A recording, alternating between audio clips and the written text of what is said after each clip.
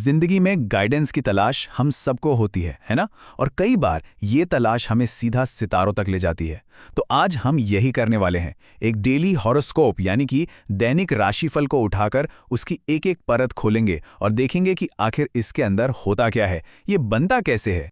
तो सवाल ये उठता है कि ये जो डेली राशिफल हम पढ़ते या सुनते हैं, इसके बिल्डिंग ब्लॉक्स क्या हैं? मतलब वो कौन सी चीज़ें हैं जिनसे मिलकर ये तैयार होता है? कैसे एक बहुत ही जनरल एस्ट्रोलॉजिकल जानकारी किसी की जिंदगी के लिए इतनी पर्सनल सलाह बन जाती है? चलिए मिलकर इन सवालों के जवाब खोजते हैं। अच्छा, तो हर राशिफल की कहानी की शुरुआत होती है पंचांग से। अब ये पंचांग क्या है? इसे आप एक तरह से दिन का ज्योतिषीय ब्लूप्रिंट या कैलेंडर कह सकते हैं। मतलब किसी भी राशि की भविष्यवाणी करने से पहले ये उस दिन का ओवरऑल मूड सेट करता है। और मजे की बात यह है कि ये सबके लिए एक जैसा होता है, चाहे राशि कोई भी हो। तो चलिए जरा और अंदर जानते हैं। देखिए, सबसे पहले तो दिन को शुभ और अशुभ मतलब अच्छे और बुरे टाइम स्लॉट्स में बांटा जाता है। जैसे कि कौन सा वक्त कोई नया काम शुरू करने के लिए एकदम परफेक्ट है और किस समय थोड़ा संभल कर रहना चाहिए। इसके साथ ही सूरज और चांद की पोजीशन क्या है ये भी बताया जाता है। याद रखिए, ये सब किसी एक राशि के लिए नहीं है, ये तो पूरे दिन का बेस है, एक फाउंडेशन। पंचांग में एक टर्म अक्सर सुनने को मिलता है, राहु काल। इसका सीधा सा मतलब है दिन का वो लगभग 90 मिनट का पीरियड जब कोई भी नया या जरूरी काम शुरू करने से बचने की सलाह दी जाती है।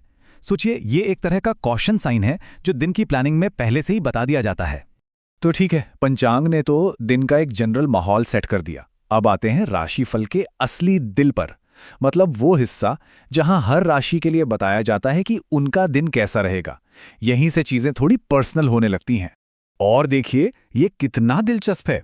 एक ही दिन लेकिन अलग अलग राशियों के लिए उसकी कहानी एकदम अलग।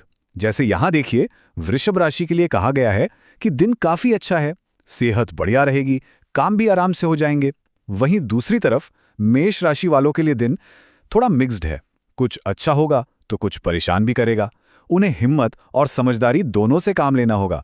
जनरल आउटलुक के बाद राशिफल उस टॉपिक पर आता है जिसका इंतजार शायद सबको रहता है।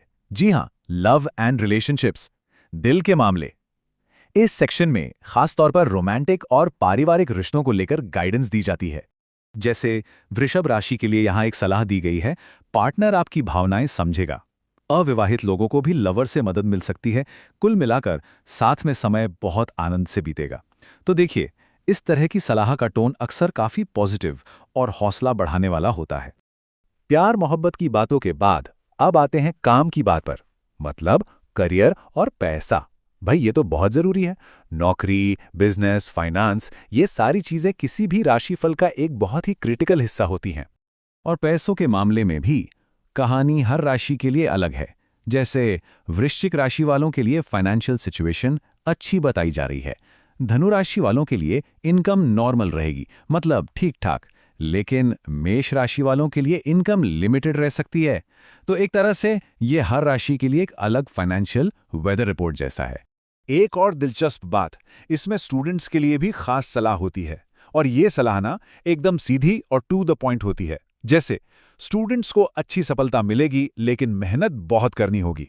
मतलब साफ है, जितनी मेहनत उतना अच्छा रिजल्ट, कोई शॉर्टकट नहीं। तो अब हम आ गए हैं राशिफल के आखिरी पर शायद सबसे काम के हिस्से पर। एक तो है हेल्थ से जुड़ी वार्निंग्स और दूसरा है दिन को बेहतर बनाने के लिए दिए गए छोटे छोटे विशेष उपाय। हेल्थ की बात करें तो सलाह अक्सर पेट से जुड़ी दिक्कतें, थकान, बेचैनी या स्ट्रेस जैसी बहुत ही कॉमन परेशानियों के आसपास ही होती है। ये एक तरह से एक जेंटल रिमाइंडर होता है कि भाई भागदौड़ में अपनी सेहत को मत भूल जाना। और फिर आता है वो हिस्सा जो इसे सबसे अलग बनाता है, विशेष उपाय। हर एक मतलब सभी 12 राशियों को उस दिन के लिए एक यूनिक रेमेडी या उपाय बताया जाता है। ये एक छोटा सा एक्शन होता है जिसे करने से एक सेंस ऑफ कंट्रोल मिलता है कि हाँ, दिन को बेहतर बनाने के लिए कुछ अपने हाथ में भी है। मिसाल के तौर पर मेष राशि का उपाय देखिए, कितना सिंपल है। थोड़ा सा चावल और चीनी लेकर किसी को दान कर दें, बस। ये उपाय अक्सर ऐसे ही होते हैं जिन्हें करने में कोई मुश्किल ना हो, कोई भी कर सके। और बस इसी के साथ हमारा ये डीकंस्ट्रक्शन पूरा होता है।